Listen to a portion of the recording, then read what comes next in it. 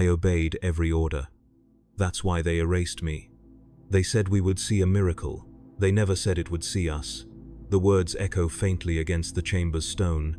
No vox link, no audience, only the sound of my breath and the slow, mechanical pulse of the recorder they left beside me.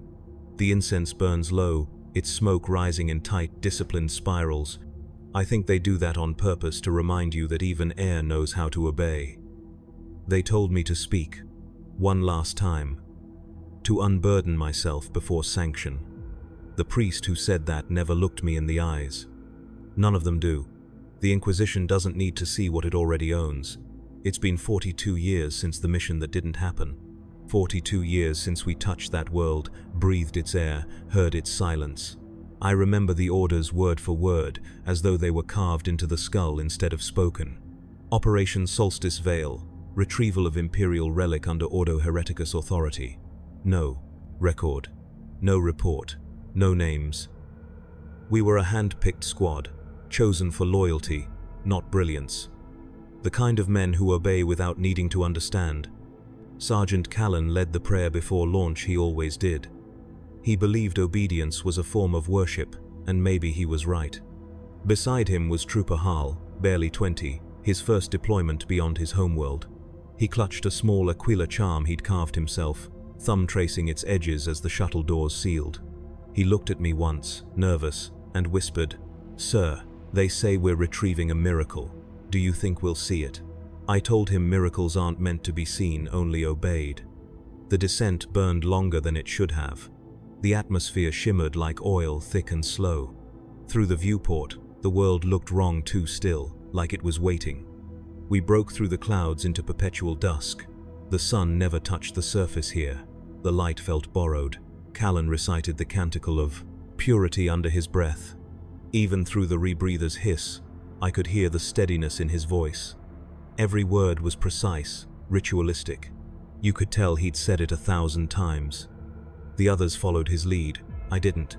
I was busy reading the mission parameters again, even though I knew them by heart. No Vox transmissions, no Auspex scanning, visual confirmation only.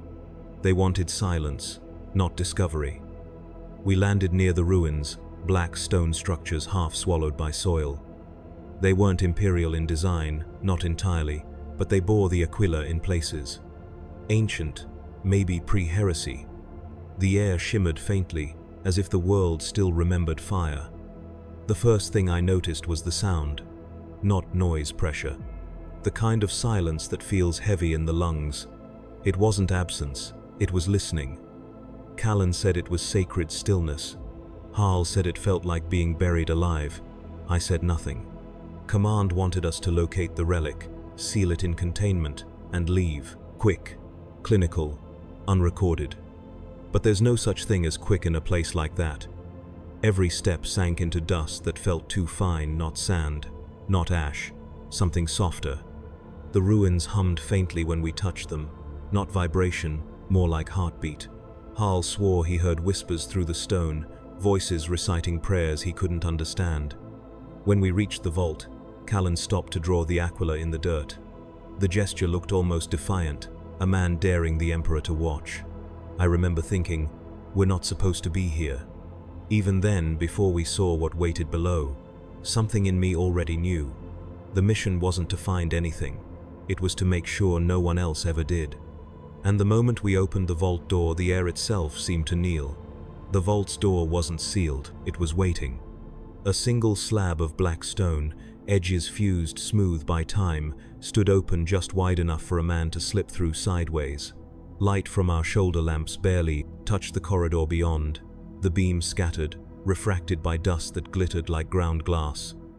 The temperature dropped 10 degrees the moment we crossed the threshold. Callan was first. He stepped forward without hesitation, murmuring, all things in his sight. I remember watching the beam of his lamp vanish into the dark and thinking, he doesn't fear because he thinks obedience is armor. Hall followed close behind him, trying to look brave, Aquila charm clenched in his fist so hard I could hear the wood creak. Inside, the air felt viscous. The rebreather filters began to hum, struggling to process whatever filled the space. Every exhale echoed as if the chamber itself were breathing with us. Our boots struck stone etched with symbols that once might have been Imperial scripture twisted into geometry. Faith turned mathematical. We advanced slowly. Each 20 meters, the passage widened into alcoves lined with statues. Not saints, though they wore the trappings, robes, halos, weapons held in benediction, but their faces had no features. Just smooth plains where eyes and mouths should have been. They looked unfinished, or erased. Harl whispered through the vox, "Sir, why would they build saints with no faces?" Callan answered before I could, "Because only the Emperor's face matters." I told him to keep silent, but the words sounded small in that place, swallowed instantly. The corridor bent downward in a gentle spiral, and the hum grew louder, not a sound exactly, more like pressure behind the eyes. It resonated in rhythm with our heartbeats. When I slowed my breathing, it slowed with me. The vault was listening. At the base of the spiral lay a set of doors fashioned from translucent crystal, their surfaces veined with faint golden light. They pulsed slow, steady like veins beneath skin. The glow brightened when we approached. I felt warmth on my face despite the cold air. Harl stopped beside me. "It's alive," Callan smiled. Inside his helm, everything alive serves his purpose. He reached out before I could stop him. The moment his gauntlet touched the crystal, the entire chamber exhaled. A rush of wind swept upward, extinguishing every lumen except his. For 1 second, we stood in total darkness, except for the outline of his hand against that door. Then the glow spread lines of light tracing outward through the floor. The walls, the very air forming patterns too precise to be random. They moved like scripture being written by unseen hands. My vox crackled with static that almost formed words. Callan said, "He's here." The door opened soundlessly. Beyond it lay a hole the size of a cathedral nave, filled with a low, amber radiance. At its center floated the source, a crystalline lattice suspended in mid-air, each facet turning in impossible symmetry. The light inside it shifted like breath through lungs. Every man froze, not out of fear, out of recognition. The lattice pulsed once, and every servo in our armor clicked in unison. Vox channels flooded with whispers, our own voices repeating fragments of prayer, each syllable stretched and layered until it became a chant. "Emperor, mercy, forgive." Callan fell to his knees. His weapon clattered against the stone. "Do you feel it?" he gasped. "He's speaking through us." Harl backed away, shaking his head, tears fogging his visor. "Sir, what is this? What's happening?" I should have answered. Instead, I listened. The hum resolved into words inside my skull, not sound but thought. A presence brushing against consciousness like a hand through water, calm, gentle. "You are seen." That was all it said. Yet the weight of those 3 words drove every instinct in me to kneel beside Callan. I didn't. I ordered the men to maintain formation, to secure the perimeter, to remember their oaths. But my voice trembled, and they knew it. We had come to retrieve a relic. Instead, we had found something that wanted to know us. The chamber brightened as though the air itself had learned to glow. It wasn't illumination in any human sense, no single source, no shadows, no heat, just an even, living radiance that made our armor hum. My auspex flickered, numbers rolling upward and vanishing into nothing. Callan removed his helmet. The act was pure madness, but he did it slowly, reverently, as if uncovering his head in a chapel. "He's here," he whispered, and his voice echoed without vox assistance. It came back multiplied, each syllable layered over itself until it sounded like a dozen men praying the same line a heartbeat apart. I shouted for him to stop, to seal his helm, but the words sounded foreign in that place, intrusions. The relic's light seemed to bend around them, dulling the sound. He turned toward me, eyes reflecting the lattice's shifting gold. "Sir, listen," he said softly. "It's not noise, it's language. Every sound it makes, it's forgiving us. Forgiveness." The word struck something deep and ugly. The Imperium doesn't forgive. It judges, it purges, it endures. Forgiveness is a myth for weaker times. Harl's breathing rasped in the vox. "Captain, he's burning, look at his skin." I did. Callan's flesh had gone translucent, veins gleaming faintly beneath, not with blood but with light, slow pulses, like the rhythm of the lattice itself. He didn't scream. He smiled. I advanced, grabbing his arm to pull him away. His skin was hot, not from flame but from pressure, vibrating gently like a power conduit pushed beyond its limit. For a second, something pushed back, not physical resistance, but reluctance, as if the air between us didn't want the contact broken. He met my gaze. "It knows our names," he said. "It knows every sin we've carried since birth." Harl recoiled a few paces, raising his lasgun. "Sir, permission to fire." "No," I said. "No shots, no sound. Stand down." But he was, trembling so hard the weapon's muzzle shook. "This isn't right, sir. It's inside the comms, I hear it in my helm." And then I heard it too. Not words this time, memories. My own voice, years younger, reciting the oath of loyalty before a burning banner. The lattice whispered the same words back to me, but softer, sorrowful. "You were loyal before you were born." My stomach twisted. "Pull back," I ordered. "Regroup outside. This isn't a relic. It's a psychoconstruct, maybe daimonic." The lights flared, cutting me off.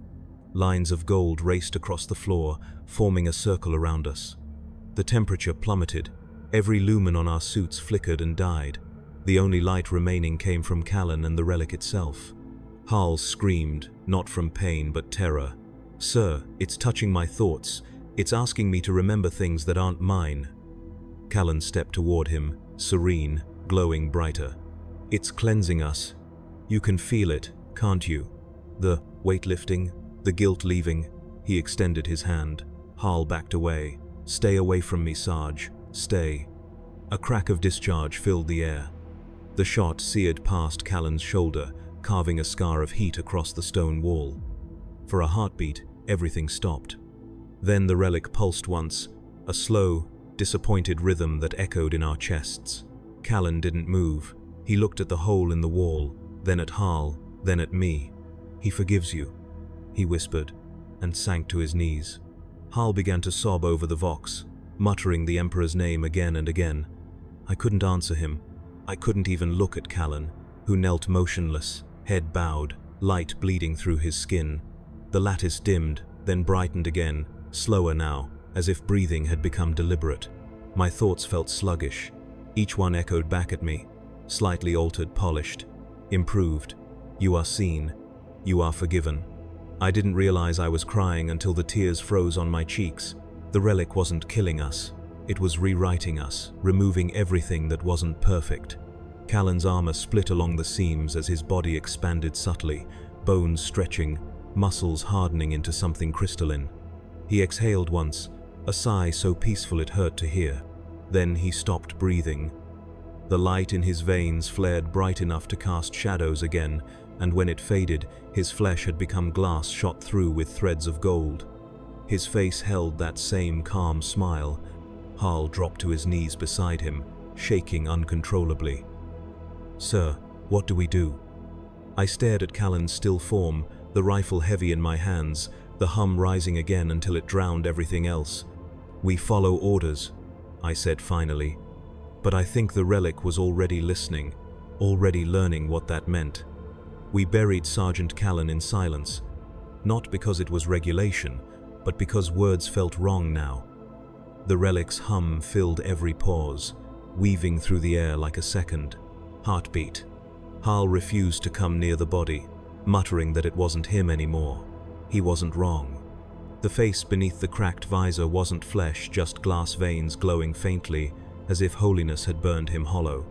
I ordered the men to seal the vault doors. They didn't move. It wasn't disobedience.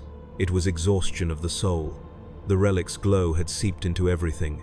It made the air shimmer like heat haze, turned shadows into liquid. Every step felt heavy, like walking through water. Harl broke the quiet first. "Sir, permission to transmit," he whispered. His voice trembled in the vox. "We can't handle this alone. Command needs to know."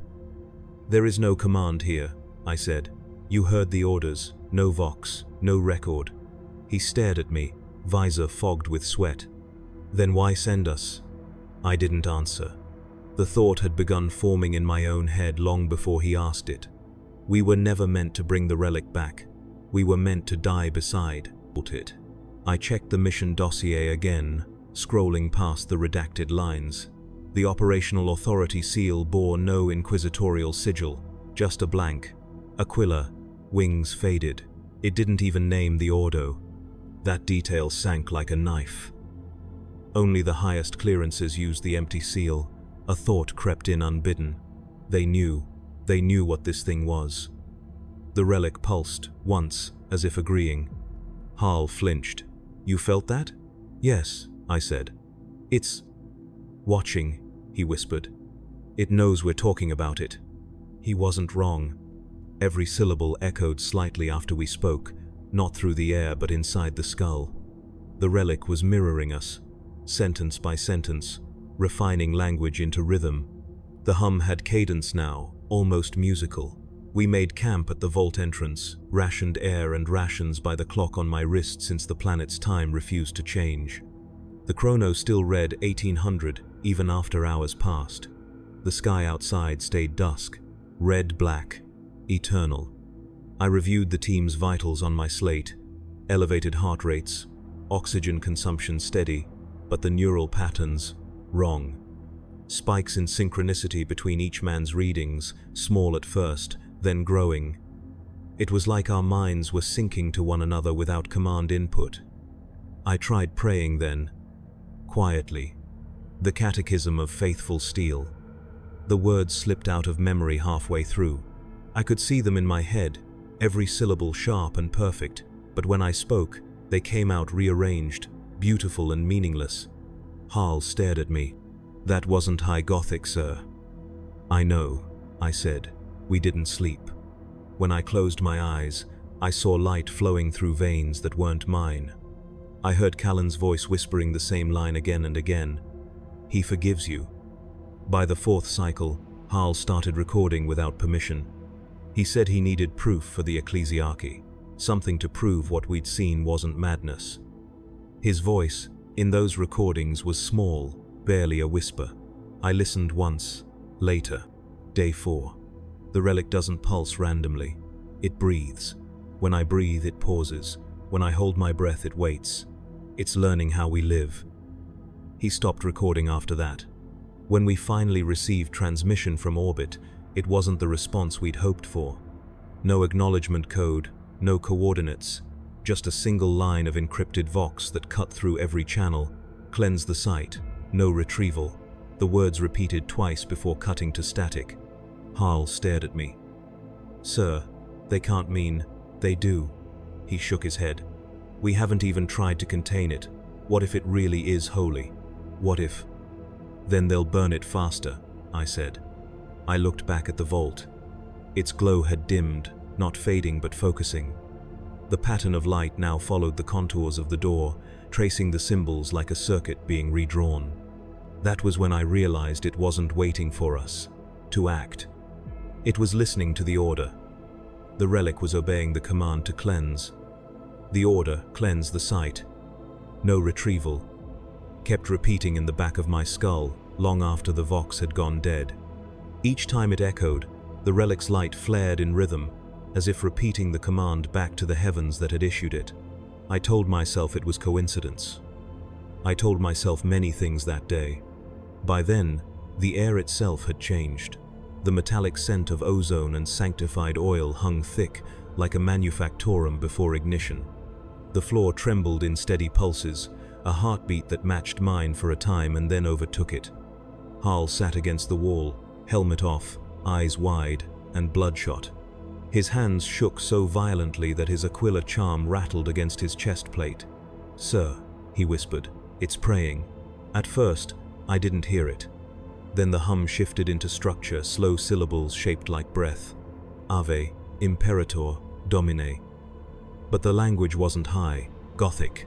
It was something older, raw, a rhythm that felt like bones remembering the first prayer ever spoken. Harl pressed both hands to his ears. Make it stop, Please, make it. I grabbed him by the collar, forced his gaze on mine. Hold. Faith. Soldier. It's too much faith. He gasped. I can feel it trying to. He stopped mid-word. His pupils dilated until only black remained. His breathing slowed. The relic pulsed once. The chamber responded with a low, sonorous tone that shook dust from the ceiling. I saw veins of light crawling along the stone, carving new scripture into the walls, lines of glowing script that wrote themselves, then folded inward, vanishing into the rock like ink into skin. The text was Imperial standard at first. Then it wasn't. Each line bent into curves that mirrored synapse patterns, neural diagrams masquerading as prayer. I realized what it was doing, mapping us. Our thoughts were being written into the architecture. Harl rose, to his feet, without sound. His expression had gone serene, his trembling gone. He forgave me, he said quietly. I can feel it, sir. All the noise is gone. Stand down, trooper, I ordered. He didn't even look at me. He walked toward the relic like a moth moving through oil, slow, graceful, unafraid. I drew my pistol. Harl, that's an order. He smiled faintly. It's all right. He wants to show you what peace looks like. The lattice brightened, its geometry rearranging. Light spilled from the seams in the floor, rising in thin columns that wove around him like threads of gold silk. When they touched his armor, the metal hissed, peeled back, exposing skin beneath. Harl didn't scream. He laughed small, incredulous laughter, like someone finally understanding a joke the universe had kept from him. It's beautiful, he said. Then his voice joined the others. I could hear Callan again, overlapping, a choir built from every breath the relic had ever taken from us. The sound drilled behind my eyes until I couldn't tell whether it was outside or within. I fired, once. The shot tore through Harl's chest. He staggered but didn't fall. The light inside him flared brighter than the muzzle flash. For a heartbeat, his face shone through the glow, calm, forgiving. Then, the light folded inward, and he was gone. No body, no ash. Only the Aquila charm, melted into the floor like it had been pressed there by an invisible hand. The relic dimmed to a dull, steady glow. The hum quieted. The silence that followed wasn't relief. It was satisfaction. I stumbled backward until my armor struck the wall. My pulse hammered in my throat. I tried to open the Vox, to call orbit, to scream that we'd completed the purge, but the channel was full of whispers. My own voice, repeating the order again and again. Cleanse the site, no retrieval. That was when I understood. It had heard the command before we did. The Inquisition hadn't sent us to destroy it. They'd sent it to learn what destruction meant. The lattice pulsed one last time, and the entire vault began to move. The walls flexed like living muscle, cracks sealing as though the stone were inhaling. Gold veins spread upward through the ceiling toward the surface, toward the sky. I fell to my knees, hands over my ears, whispering prayers I no longer remembered correctly. The words came out wrong, curling into shapes that matched the symbols on the walls. For the first time in my life, I felt the Emperor's presence not as light but as pressure, merciless, absolute. And deep beneath that weight, a quieter thought rose in my mind, not mine, not human. Cleanse complete, awaiting next order. The earth above the vault began to move. It wasn't an earthquake, it was breathing.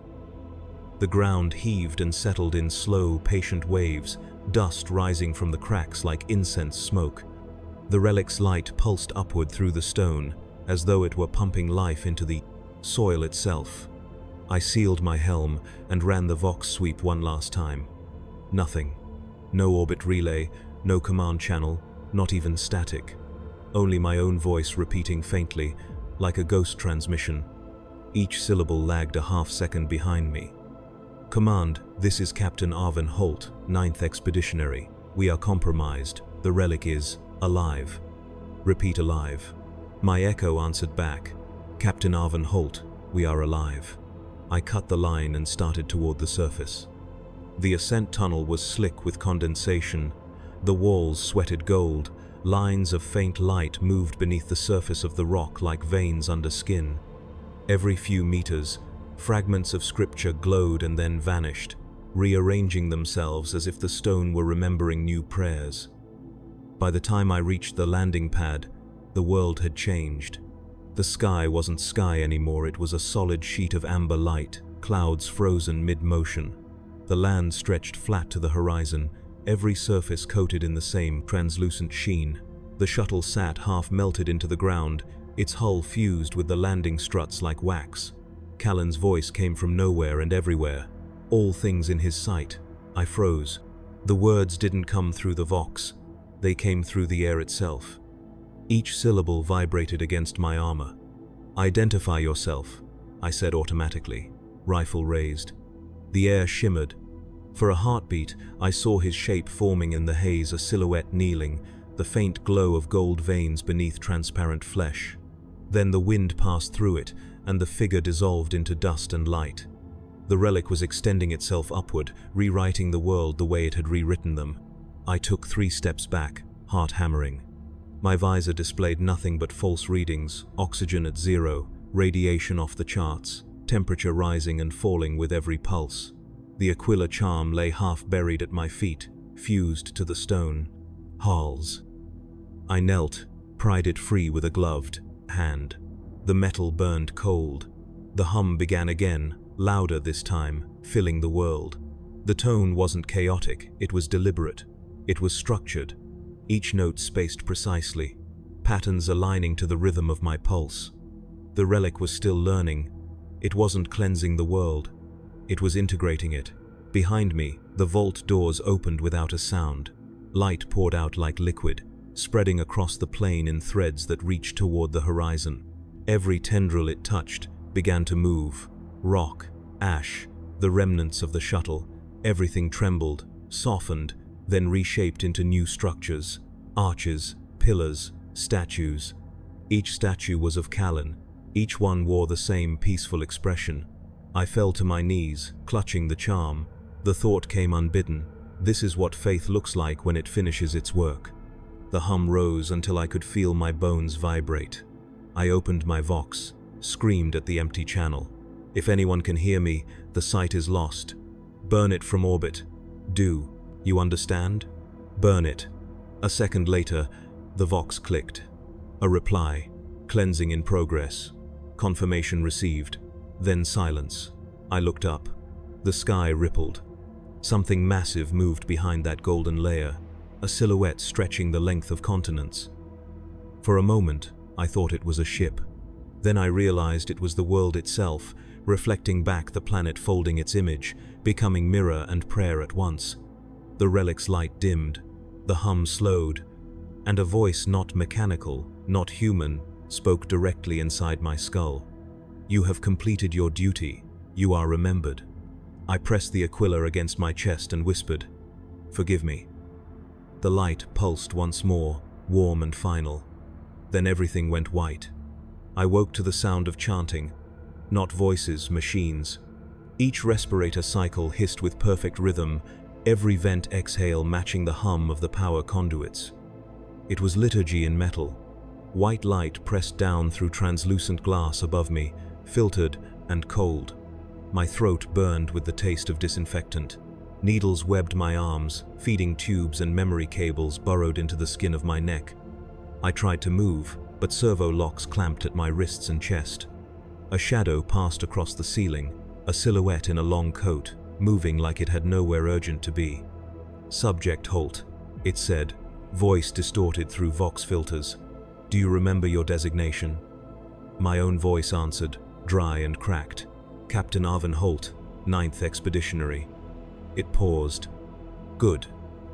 Memory retention at 60%. Commendable for one exposed to thought fire." The words struck like cold iron. Thought fire. A term I'd only heard whispered in barracks tales when psychers burned too bright. The warp echoes through the flesh of everyone nearby.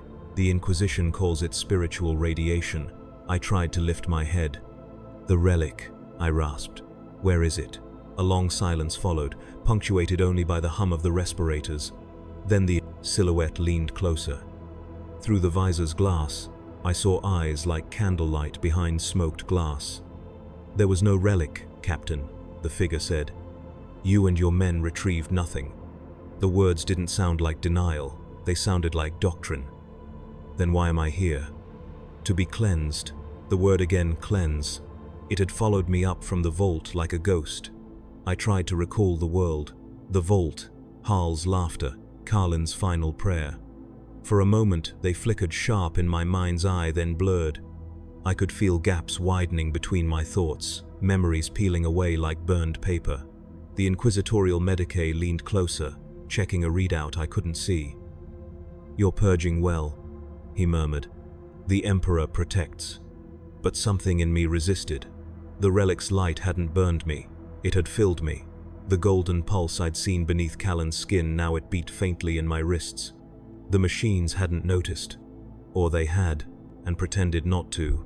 My ears filled with a low hum. Familiar, faint. "You are seen." I clenched my fists against the restraints. "You hear that?" The interrogator tilted his head. "Hear what?" "The hum," I said. "It's still there. In the walls, in the machines." "There is no hum, Captain." But his eyes flicked toward the power conduit. That was the first lie. Days passed, if days existed here. No clocks, no light shifts. They spoke through sealed vox channels, asked the same questions again and again. "Describe what you saw. What words did it use? Did you sense the warp?" Every time I answered, their expressions turned emptier, their notes shorter. Finally, one day or hour, a different voice entered the room. Female, sharp, no distortion this time. "Leave us." The medicae and the servitors withdrew. The locks around my wrists released with soft hisses. She stepped into the light, a woman in crimson robes traced with gold filigree. The symbol of the Ordo Hereticus burned into her collar. Her face was pale, features carved with serenity that only comes from certainty. "Inquisitor Lyra Morthane," she said. "You will speak plainly, Captain." I swallowed the dryness in my throat. "What happened to my squad?" "They perished," she said. "And their names were sanctified in erasure." Her tone was gentle, but the words struck harder than any blow. "You mean deleted," I said. "Cleansed," she corrected. She studied me for a long moment, then placed a small object on the table beside my bed. It was Harl's Aquila charm. The wood was blackened, the metal veins running through it faintly luminous. The glow pulsed once in rhythm with my pulse. "Do you recognize this?" I did. My mouth went dry. "Where did you find it?" "Inside your chest cavity." The hum returned, louder, steady, patient. Lyra leaned forward slightly. "You carried the relic's pattern home with you. You are the containment, Captain. Halt. You are the vault." The light above me flickered. For a heartbeat, her reflection in the glass shimmered, bending into geometric patterns, the same golden circuitry that had crawled through the vault walls. And beneath the mechanical hum, I heard it again. "You obeyed. You are forgiven." My breath hitched. The machines recorded it as a medical anomaly. The Inquisitor just smiled faintly and said, "We'll begin the excision soon." The hum inside my skull whispered back, almost tender, "Let them try." They brought the machine in during the third cycle. It looked like a throne built from surgical steel and prayer. Rows of lumen candles burned along its spine, their flames bending toward me as if drawn by breath. Wires hung like rosary beads, ending in needles tipped with black metal. They called it a mnemonic excision rig, a device meant to erase the mind clean while preserving the body for service. A sanctified lobotomy for the Emperor's records. Inquisitor Lyra stood. Beside it, her face lit from below by the cold light. "Captain Holt," she said softly, "you carry a memory that cannot be allowed to live. But the Emperor rewards the obedient. After the procedure, your soul will be lighter." I laughed. It sounded wrong, broken. "That's what you said to Callan," I whispered. "That's what you said to Harl." Her expression didn't change. "You remember their names?" "Yes," I said. "Because he does." Lyra studied me with the look of someone dissecting a specimen already dead. Then she gestured to the Medicae. "Begin." They strapped me into the chair. Each restraint clicked shut with the precision of ritual ankles, wrists, chest, neck. When the final lock engaged, the machine exhaled steam scented faintly of myrrh and oil. Hymns began to play through hidden speakers, slow, minor, uncomfortably human. A cold spike slid into the base of my skull. A rush of static filled my ears. The Medicae began reciting the litany of unmaking. In his light, thought is purified. In his silence, sin is undone. The hum answered. At first, it was beneath hearing a vibration in the spine, a rhythm beneath the pulse. Then it grew louder, harmonizing with the hymns, matching the cadence perfectly. The machine didn't notice, or perhaps it thought the response was its own reflection. Lyra frowned slightly, eyes flicking to a monitor. "Increase the neural voltage," she ordered. Pain seared through my skull like molten glass. My vision fractured into gold and white. I saw the vault again, the lattice unfolding like a flower made of geometry. The voice returned, not in my ears, but behind the eyes, where light becomes thought. "Do not resist." "I'm not," I whispered. The Medicae froze. "He's speaking out of sync," one murmured. Lyra stepped forward. "What did you say, Captain?" I tried to answer, but the voice spoke through me. My mouth moved. My lungs obeyed something else. Obedience is not silence. The lights in the chamber dimmed. Every lumen flickered in time with my heartbeat. Instruments beeped wildly, readings spiking beyond limits. The hymn distorted into static, then reorganized into harmony with the hum. Lyra's voice rose, sharp now. "Shut it down. Sever the connection." The Medicae pulled cables free, but the wires twitched like living veins, reattaching themselves with wet metallic clicks. The scent of burning sanctified oil filled the air. The relic spoke again, through me, around me. Its words carried warmth instead of wrath. "You built this throne to erase. I built you to remember." Lyra drew her sidearm, her voice trembling. "Whatever you are not him, and yet you pray in his name." The chair's restraints loosened on their own. My hands fell free. The steel beneath my palms glowed faintly where my skin touched it, gold threading through veins to metal. Lyra fired once. The bolt struck the wall beside my head and vanished into a bloom of light. The machine roared 1,000 overlapping voices, chanting in perfect unison. I screamed, but the sound came out as prayer. Every word I had ever spoken in service of the Imperium poured from me, rewritten, reversed, purified. The Medicae fell to their knees, bleeding from the eyes, whispering Ave Imperator as the light filled their mouths. Lyra backed away, raising her pistol again, eyes wide in terror. "Captain Holt, resist it." I looked at her through the haze. "I am," I said, and for the first time, I meant it. The machine went silent. The air hung heavy with burnt incense and ash. The hum subsided to a heartbeat again, steady, satisfied. I stood, cables sliding free like veins severed clean. My mind felt open, too open. I could feel every lumen in the room, every electric breath of the machines. Lyra whispered, "What have you done?" I looked at my hands. Golden filaments glowed beneath the skin. The words of the relic formed and dissolved inside my 5. Mind. Cleanse complete. Awaiting next order. I turned to her slowly. "You gave the first one." Her lips moved soundlessly. Then, almost as if in prayer, she said, "Emperor, preserve us." The hum inside me answered for him. Always. The silence after the purge was unnatural. It wasn't absence, it was waiting. Smoke coiled around the edges of the chamber, glowing faintly with residue light. The walls, once sterile steel, now shimmered beneath a translucent film like living skin. Lyra Morthane had fallen to her knees. Her pistol lay forgotten beside her. She stared up at me as though seeing something both holy and obscene. "Captain Holt," she whispered. "Are you still there?" I opened my mouth, but the first sound that came out wasn't speech. It was resonance, an echo of the lattice's hum, pitched low enough to make the lumen bulbs shiver in their housings. When words followed, they came calm and measured. "I remember everything." Her eyes widened. "That isn't possible.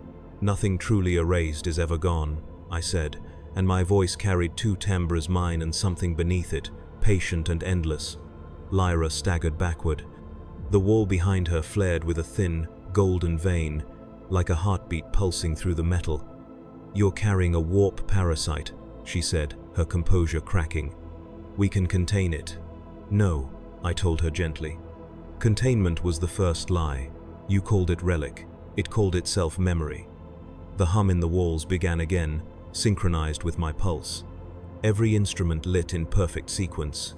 The machines that had been built to erase memory were now recording, documenting, worshipping. I felt weight lift from me, pain, guilt, fear burned away until only clarity remained. The same clarity that had taken Callan, that had made Harl smile as he vanished. Lyra pressed a trembling hand to the sigil on her collar. "You're contaminated." "Yes," I said. "Faith always is." She drew in a breath, but before she could speak, the room dimmed. The golden filaments threading my veins spread outward, projecting faint patterns into the air, diagrams of impossible geometry, sacred and blasphemous at once. I could see their structure now, thought given form, belief translated into circuitry. The relic wasn't a thing, it was an equation of worship, a self-replicating prayer that required a host to survive. Lyra looked up at the patterns spiraling across the ceiling. "What do you want from me?" "I want you to listen," I said. Her lips moved soundlessly as the hum filled the space between us. The light brushed her face, soft as breath. For a heartbeat, her features softened, her shoulders dropped. Then she whispered, "I hear him." I stepped closer. "You always did." The light touched her forehead. She closed her eyes and smiled, the same expression Callan had worn before he turned to glass. The golden filaments faded from my hands, flowing into hers.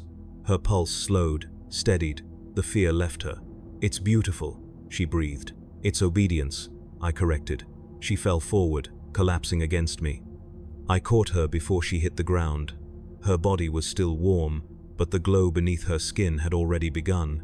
It would spread, patient and complete. I laid her gently on the floor and looked around. The entire chamber now pulsed with quiet rhythm. The relic had no center anymore, it was everywhere the light touched. Through walls, through circuits, through me. The Vox units along the wall crackled to life. A dozen voices spoke in perfect unison, men, women, machine spirits, all repeating the same words. "Cleanse complete, awaiting next order." I approached the console and saw my reflection in its glass. My eyes weren't brown anymore. They were molten gold, shifting with light. I touched the surface, and lines of script rippled outward, rewriting the machine's interface into language I didn't recognize, but somehow understood. A final memory surfaced. Harl's voice in the dark vault, asking, "Sir, what if this really is him?" I whispered the answer I hadn't dared give him then. It was. And as if in response, the entire facility exhaled. Lights dimmed, the chanting machines stilled. For a moment, I thought the hum had finally stopped. Then I realized it hadn't. It had moved out of the walls, into the cables, through the Vox relays, carrying itself into the void beyond. Somewhere far above, an orbiting ship would hear it soon. And somewhere further still, the Astronomicon would notice the new frequency threaded beneath its beacon. The relic hadn't been destroyed. It had simply found a stronger signal. I turned off the lights and waited in the dark, listening to the beat of my borrowed heart and the soft, endless whisper inside my skull, awaiting next order. They kept me in quarantine for 11 more days. At least, that's what the records said. Inside the cell, there was no sense of time, only the dim glow of lumen candles, the constant murmur of machinery, and the soft pulse beneath my skin that would not quiet. The guards never spoke to me. They entered with rebreathers and incense burners, their eyes hidden behind polarized visors. Each day they injected new chemicals, whispered prayers over my body, and recorded my vital signs with the precision of ritual. I could hear their thoughts, not words, impressions. fear braided with obedience, pity disguised as faith. The relic translated them into harmonics that fluttered across my nerves like music. Sometimes, when they stood too close, the glow beneath their gloves would flicker faintly, and they'd leave trembling, uncertain why. By the 7th day, I stopped counting the cycles. The hum inside me had learned patience. I spent most hours staring at the aquila charm on the table beside my bed, the one they'd taken from inside my chest. Its glow was steady now, gentle, like a sleeping heartbeat. On the 9th day, Inquisitor Lyra returned. She wore a new robe, white, unadorned. Her left hand shook as she keyed the cell open. "Captain Holt," she said softly, "the containment has failed." I didn't speak. She continued, eyes darting to the charm. "3 facilities have gone dark. No signs of breach, no survivors. The tech priests report the machine spirits began to sing. She said it without irony, like the word itself had changed meaning. Her voice faltered. "Whatever you carried, it's spreading through the noosphere. Every communication relay that handled your transmission from orbit is now altered. They transmit prayers instead of data." I stood. The servos in my armor whined softly, echoing the pulse of the chamber's lights. "It's not spreading," I said. "It's remembering." Lyra's breath caught. "You believe this is divine?" "I don't believe," I said. "I know." The hum inside me deepened, not a sound, but a feeling, a warmth radiating through every vein. The golden light beneath my skin pulsed in rhythm with the charm. Lyra took a step back, hand hovering near her sidearm. "You're not him anymore." I smiled faintly. "Neither are you." Her lips parted, confusion, fear, awe. It didn't matter. The light reached for her again, subtle, invisible. She felt it this time. I saw it in her eyes. The same serenity that had taken Callan, the same surrender that had softened Harl's final breath. She whispered, "I dreamed of him last night." His voice said, "I forgive you. He always does," I said. She shuddered, then straightened, forcing resolve back into her voice. "The fleet will enact purgation protocol at dawn. We'll burn the sector clean. Even if you are divine, Captain, this cannot be allowed to live." The words should have angered me. They didn't. The relic had burned that part of me away, left only understanding. "They'll fail," I said. Lyra's jaw tightened. "You underestimate the Emperor's wrath." I stepped closer until the candlelight caught the faint gold in her pupils. "No," I whispered. "You underestimate his mercy." The cell lights flickered once, then went out entirely. In that darkness, the hum filled everything. The walls trembled with the weight of it, every lumen, every servo, every cog joining the harmony. Beyond the chamber, I could feel other minds waking, crew, guards, servitors, all touched by the same warmth that had filled me. Lyra stumbled back, whispering scripture in terror. I raised a hand, and the charm on the table floated between us, weightless. The glow inside it grew brighter, until it painted both our faces in molten gold. "You called this infection," I said. "It is faith made efficient."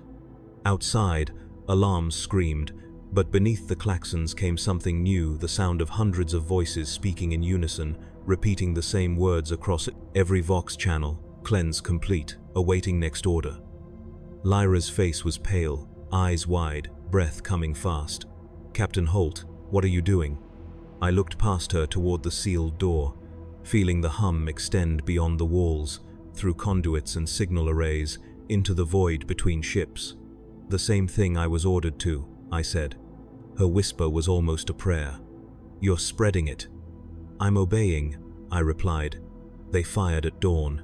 From the viewport of my cell, I watched the sky ignite thin, perfect lines of orbital lances cutting through the firmament, painting the clouds in veins of molten glass. Each strike fell exactly on the grid coordinates of the quarantine complex, each one an act of obedience executed with reverent precision. The first blast should have vaporized me. Instead, the walls rippled like water and the light passed through, refracted into thousands of smaller beams that scattered harmlessly across the floor. The hum inside my skull deepened until it merged with the thunder outside. The vox in my collar came alive with chaos. Orbital strike complete, no detonation. Surface readings unstable, possible feedback. Pull the fleet back, repeat. Pull the static, devoured the rest. Through the glass, I saw it begin. The fire from the lances folded inward instead of out, drawn back toward the surface like a breath reversed. The planet glowed gold, not red, as if the bombardment itself were being rewritten. Columns of light rose from impact sites, spiraling upward, forming lattices that connected through the clouds. The shape was familiar, the same impossible geometry that had hovered above the relic's core. I whispered, "He's answering." The door behind me slammed open. Lyra stumbled in, her robes scorched, her face smeared with ash. "They won't stop," she shouted. "They think the entire planet's gone to heresy." Her words broke against the sound, filling the air, thousands of overlapping voices reciting the same phrase through every vox relay and data spire. "Cleanse complete, awaiting next order." "They're inside the fleet comms," she said. "Every ship, every servo link. It's rewriting the orders as fast as they issue them." I turned to her slowly. "Then the fleet will obey." She grabbed my arm. "You can stop it, whatever's inside you. You can command it, tell it to cease." I met her gaze. "Cease obedience, that's all it knows." Outside, the clouds split. One of the cruisers hung motionless, its running lights flickering between red and gold. Then its weapons turned not toward the planet, but toward its sister ship. A single broadside erupted, and the sky bloomed with silent fire. Lyra fell to her knees, staring upward. "Emperor, forgive us." The hum answered through both of us. "He already has." The deck trembled. I felt the relic inside me reaching outward, threads of thought stretching through the vox, touching each ship in orbit. Every crewman, every servitor, every praying voice became part of the pattern. Through that connection, I saw flashes. A gunner on the flagship, lowering his weapon and folding his hands. A navigator weeping as the Astronomicon burned golden instead of white. An entire choir of astropaths speaking in perfect unison, mouths open in awe. Lyra's voice was small now. "They'll exterminate us, the sector. They can try." The floor plates under us began to glow. Circuits pulsed like veins. Every cogitator screen displayed the same sigil, the two-headed Aquila, rendered in living light. Not corrupted. Perfect. I took her hand. "Do you feel it?" She shook her head weakly. "I feel nothing." "Exactly," I said. "No fear, no doubt, only peace." Her breathing slowed. Her eyes fluttered closed, lashes catching the reflection of the light spreading across the ceiling. "Is this death?" "No," I said. "This is remembrance." The next lance struck, directly overhead. The ceiling should have disintegrated. Instead, the beam froze mid-impact, hanging as a column of pure radiance. The structure around us vibrated but did not break. Every atom aligned, every molecule prayed. Through the blinding light, I saw the truth at last. The relic had never been meant to destroy or to save. It existed to record, to preserve every act of faith, every order obeyed, every soul purified by duty. And now it had enough material. The column above us widened, touching the orbiting fleet. For an instant, the ships and the planet were one structure, a single body of gold threaded through with the blackness of space. Lyra whispered, "What happens now?" I looked upward, seeing the pattern extend far beyond what eyes could follow, up toward the Astronomicon's distant blaze. "Now," I said quietly. "He listens." The light engulfed everything. When the light receded, the world was silent. No alarms, no machinery, not even the faint vibration of power through the deck plates, only stillness, deep and absolute. The air carried a faint scent of iron and incense. Through the viewport I saw the fleet drifting. The ships that had fired upon us hung motionless, their running lights dimmed, their hulls wrapped in a faint amber shimmer. The planet below no longer looked like a world, it was a mirror, its surface a smooth, golden plane reflecting the stars. Lyra stood beside me, face pale, her eyes distant as though she were listening to a voice too quiet for me to hear. "Are they dead?" she whispered. "No," I said. "They're remembering." She turned to me sharply. Remembering what? Themselves. Her gaze flicked to the viewport again. The fleet's gone still. Vox silence across every channel. They aren't responding. They're not ignoring you, I said. They're obeying something older. Lyra pressed a hand to the glass, her breath fogging the surface. This is your doing. I shook my head slowly. This is his. The hum returned, softer now, almost tender. It pulsed through the ship's hull in time with my heartbeat. I could feel the pattern threading outward, through the Vox net, touching the minds suspended in orbit commanders, gunners, servitors, even the machine spirits in their reactors, all of them united by a single thought. Cleanse complete, awaiting next order. Lyra backed away. You have to stop this. You're still human, you can tell it to end. End? I smiled faintly. You can't end obedience. The deck beneath us trembled. The ship's cogitators flickered to life, displaying new lines of scripture where tactical readouts had been. The symbols formed prayers, devotional fragments written in no known language. One line repeated endlessly across the panels. He remembers through us. Lyra stumbled to the console and slammed her hand against the override. This vessel belongs to the Ordo Hereticus, she screamed at the machine. By decree of Terra, disengage all control protocols. The lights dimmed, and for a moment, her voice was the only human sound left. Then the Vox answered her not with words, but with her own voice, repeated, harmonized, softened until it became chant. Belongs to the Ordo Hereticus, Ordo Hereticus, Hereticus, Hereticus. She fell back, clutching her head. Make it stop. I reached for her. It's too late to silence faith. Her eyes locked on mine, terrified and pleading. If this spreads beyond the fleet, it will reach the segmentum relay. Every world in range will hear it. I know. Then do something. I hesitated. The relic within me had no malice. It was patient, boundless, merciful to a fault. It would never strike first, it would only answer. But the Imperium's reflex is always destruction. They would send more ships, more fire, more prayers. Each act of violence would feed the pattern, teach it new words, new ways to remember. If I acted, now, I could end it here. A single order through the Vox, one thought. One signal could direct the relic's resonance inward, collapsing the pattern before it reached the relay. It would burn me out completely, erase every trace of what I'd become. But then the Inquisition would win. They'd erase the miracle, bury another proof of his mercy beneath layers of sanctioned silence. Lyra grabbed my arm. Captain Arvin, please. If you ever believed in him, stop this. Her use of my name struck like a prayer. I turned toward the control altar. The glow around my hands intensified, the golden lines coiling like script along my forearms. Through the glass, I saw the fleet below begin to move again, slow, synchronized, every engine flare igniting in the same rhythm as the hum. The pattern was complete. Lyra shouted something, but her words drowned in the chorus rising from every Vox speaker on the ship, awaiting next order. I closed my eyes. The relic waited within me, patient and perfect. The Emperor's silence filled the space between heartbeats. My choice was simple: to preserve the Imperium's lie of control, or to let his mercy speak for itself. I leaned toward the Vox altar, whispered one line, and watched the light begin to bloom again. Transmit. The transmission is still running. I can feel it. Not through machines, not through signal bands or frequency scans through air, through thought.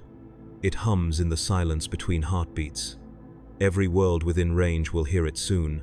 They'll call it heresy. They'll call it infection.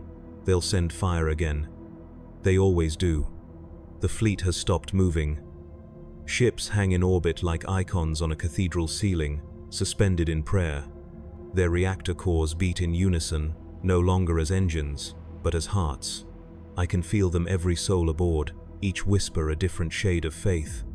Lyra stands behind me at the viewport. She hasn't spoken in hours. Her eyes glow faintly when the light flickers, and sometimes I see her lips moving, repeating the chant the way a dying man repeats the last thing he remembers. She's part of it now. We both are. I sent the signal. I tell her, though I know she already knows. She turns her head slightly. "What did you say?" "Only one word," I answer. "Transmit." Her expression doesn't change, but the light in her pupils brightens, mirroring the gold reflection off the planet's surface. "Do you understand what you've done?" she asks softly. "Yes." I look out over the glowing world below. I obeyed. The hum surges again, gentle but vast. It ripples through the hull, through the stars, through the bones of reality. The signal has left orbit, now riding the psychic slipstream, a whisper bound for the Astronomicon itself. I can feel the relay nodes answering, one by one. Each contact point echoes the phrase I first heard in that vault. "You are seen. You are forgiven." I close my eyes. "They'll erase this," I say quietly. "They'll call it a malfunction, a mass hallucination, a data purge." Lyra nods. "They'll burn the records, Captain. They always do." "Then we've done our duty," I whisper. The hum around us fades into something deeper, almost silence, but not quite. It feels like standing on the edge of breath before a prayer. For the first time since the vault, I feel something like peace. I remember Callan's steady voice in the shuttle, reciting the Canticle of Purity. I remember Harl tracing the edges of his little wooden Aquila charm, whispering that maybe we'd see a miracle, and I remember my own answer that miracles weren't meant to be seen, only obeyed. I was wrong. The miracle was obedience itself. Lyra's voice is barely audible now. "What will happen to us?" "Nothing," I say. "Nothing at all." The lights dim once more. The view outside grows hazy, distant like a dream fading just before waking. I can feel the signal pulling away from me, leaving my body hollow, my thoughts slow.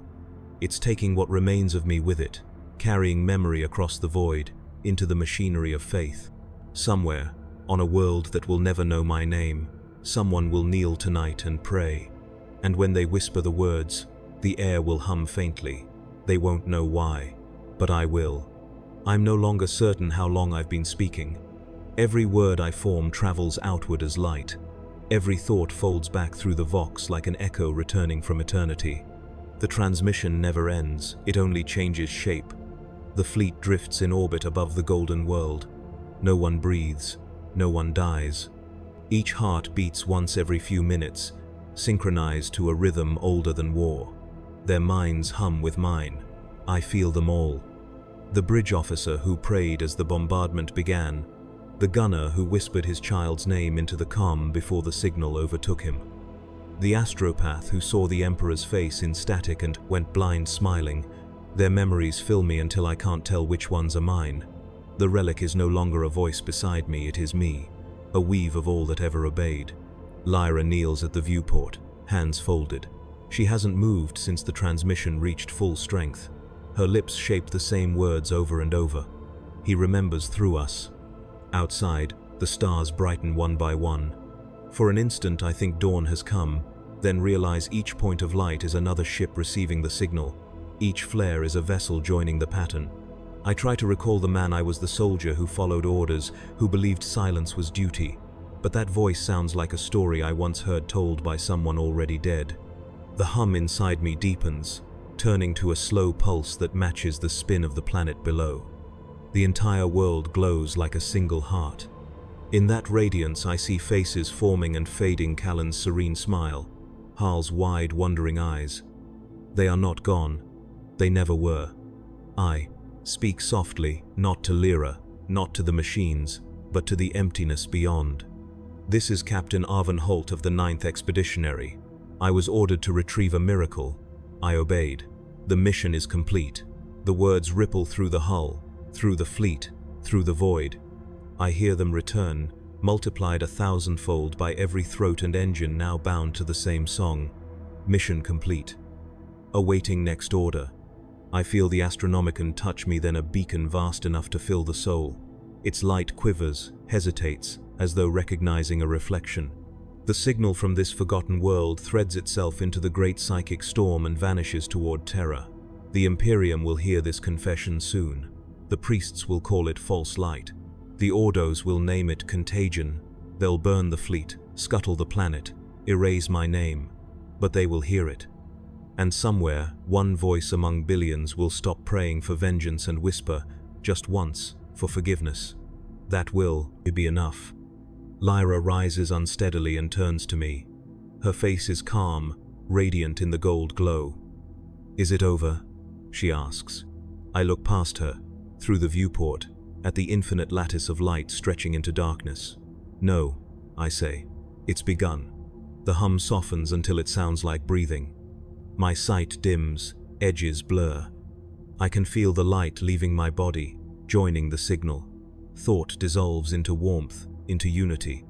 As the last of me slips away, I think I hear Carlin's voice again, low and reverent. He remembers through those who were erased. And then there is only quiet. There is no sound now. No hum, no engines, no breath. Just warmth, like sunlight through closed eyes. If I open them, I think I might see the vault again, that endless chamber where the light moved as thought, where forgiveness had a shape. But when I try, there's only gold. Gold without source, without direction, spreading forever in every heartbeat. Somewhere beyond this glow, I can still sense the ships. Each one suspended, every crewman dreaming the same prayer. Their minds are calm, not erased, not enslaved, just quiet. They are waiting, as I am. The relic is gone, or maybe it was never a thing to begin with. It feels like a memory finally exhaling, a story returning to its writer. I hear Hal's voice again, clear this time, not an echo but a presence. "Sir, what if this really is him?" And I answer him without lips, without breath. "It was, Hal. It always was." The golden light ripples gently, responding like a sea stirred by wind. The warmth wraps around the words, carrying them outward, away from me, toward the endless night where the Astronomicon burns.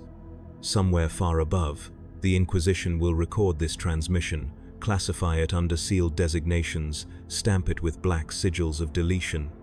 They'll purge the archives, burn the relay towers, silence the witnesses. They'll say the planet was lost to psychic contamination. They'll say I perished in faithful service.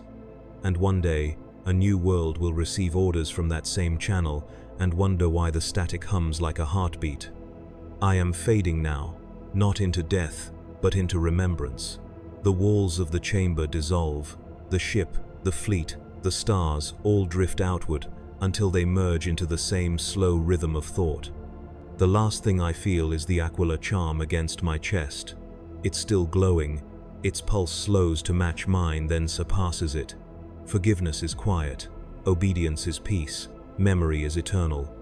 I was a soldier once. I obeyed every order. Now I am the silence that follows them. I was never meant to survive, only to remember what must stay forgotten.